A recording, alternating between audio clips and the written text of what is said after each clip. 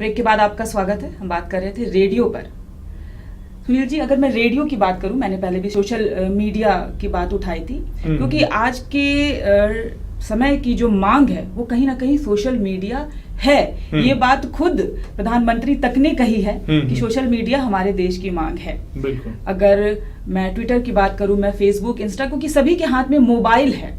और आपने कहा कि रेडियो ने भी मोबाइल ऐप स्टार्ट किया, यानी कहीं ना कहीं रेडियो को भी ये लगा कि युवाओं तक या देश के हर आखिरी नागरिक तक पहुंचने के लिए उसे इस ऐप को लाना बेहद जरूरी है। तो मेरे हिसाब से रेडियो को अपने आप को इम्प्रूव करने के लिए और हर आखिरी वर्ग तक, हर आखिरी इंसान तक पहुंचने के लिए और क्या क्या चीजों की जरूरत है जो अभी रेडियो ने नहीं की है।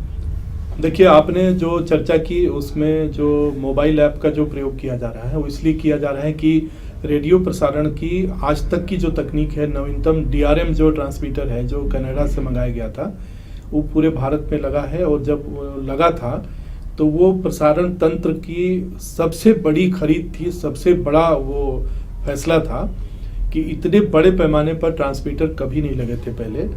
और उसको लगाने के बाद भी बहुत दूर तक सुनाई पड़ता है। आज के दिन रांची का कार्यक्रम जो है वो करीब करीब आप बिहार के छोर में चले जाएं, वहाँ तक सुन सकते हैं, छत्तीसगढ़, मध्य प्रदेश तक सुनाई पड़ता है। लेकिन उसकी सीमाएं हैं, उसका अंत हो जाता है।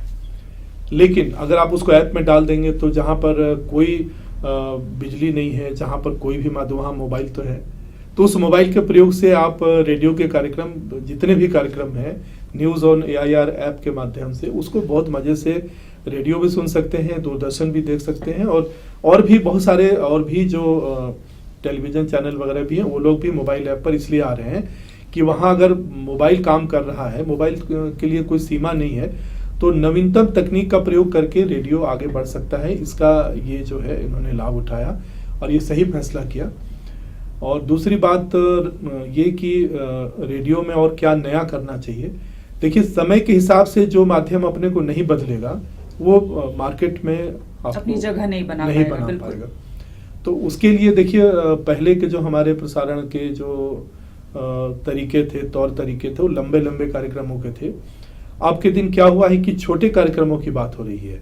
तो इस तरह के नीतिगत फैसले बहुत सारे हुए भी हैं कि इंटरव्यू छोटे होने चाहिए, इंटरैक्टिव जो कार्यक्रम है वो ज़्यादा हो रहे हैं। कि जैसे होता था पहले, वार्ताएं होती थी कि एक आदमी जो है बैठ के और 15 मिनट तक वो जैसे भाषण दिए जाते हैं, उसको टॉक या वार्ता कहा जाता है। अब वो नहीं करके भेंट वार्ता होती है, जैसे हम लोग बात कर रहे हैं, ये भेंट वार्ता, इंटरव्यू।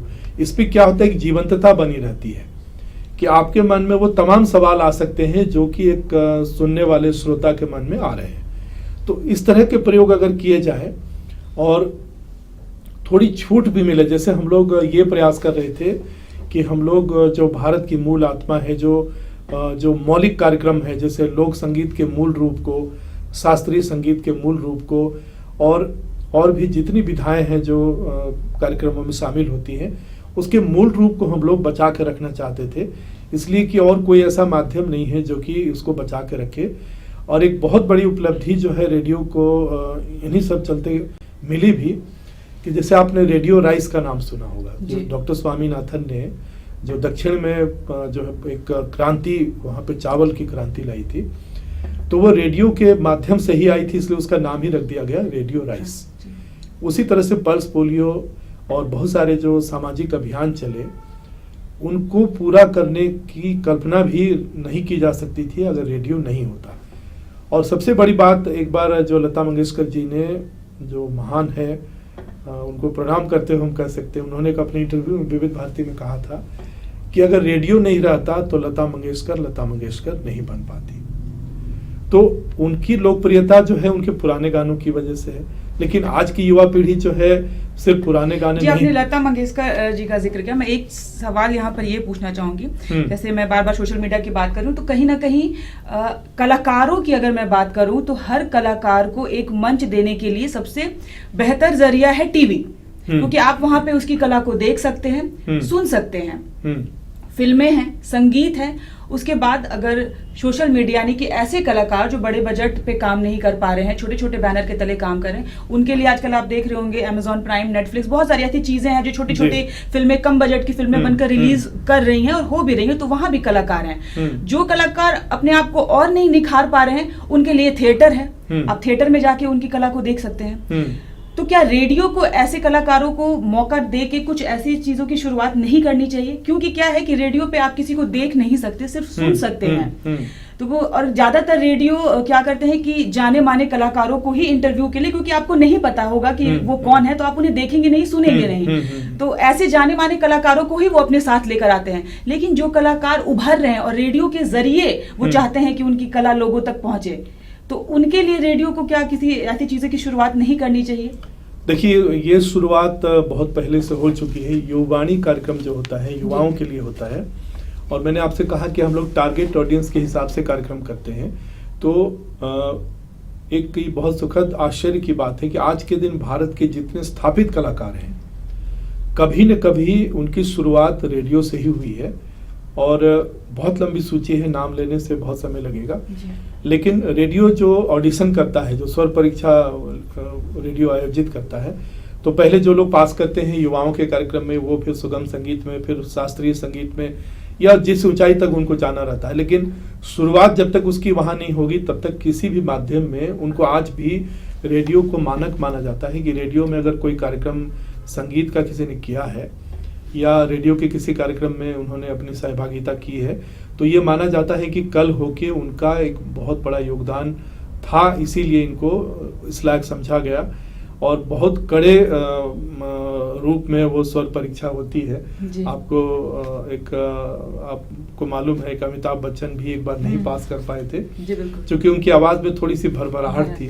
तो इतने कड़े मानक रखे गए थे कि सोची कि वो जिनकी आवाज की दुनिया दीवानी है, तो उनको भी रोक दिया गया था। इसलिए रोका गया था कि उनकी आवाज बड़ी अच्छी थी, लेकिन उस समय के जो मानक थे उसमें माना जा रहा था कि एक स्थिर आवाज होनी चाहिए, जो कि एक मानक हो। जैसे आपने कभी अगर सुना हो देवकीनंदन पांडे जी का समाचार, या इस तरह के जो भी कार्यक्रम रेडियो से होते हैं, भाषा की शुद्धता और उच्चारण जो है वो किस प्रकार से किन शब्दों का करना चाहिए, ये सब एक मानक बनाए रखने की बात रेडियो में हमेशा होती रही है। तो लता जी ने इसीलिए कहा था कि अगर रेडियो नहीं रहता तो लता मंगेशकर नहीं होती। जैसे मान लीजिए कि आप सिर्फ आप बोलती जाए और कभी आपकी चर्चा ही नहीं हो कि आपका नाम क्या है, तो चेहरा से भले आपको पहचान ले, लेकिन आपका नाम कोई नहीं जानता। तो ये चीजें हम लोग करते हैं कि हम जो भी कलाकार हैं उनको पूरा क्रेडिट देते हैं, और इसमें जो श्रोताओं का जो स्नेह है, जैसे झुमरी तलैया की आप चर्चा सुनती होंगी,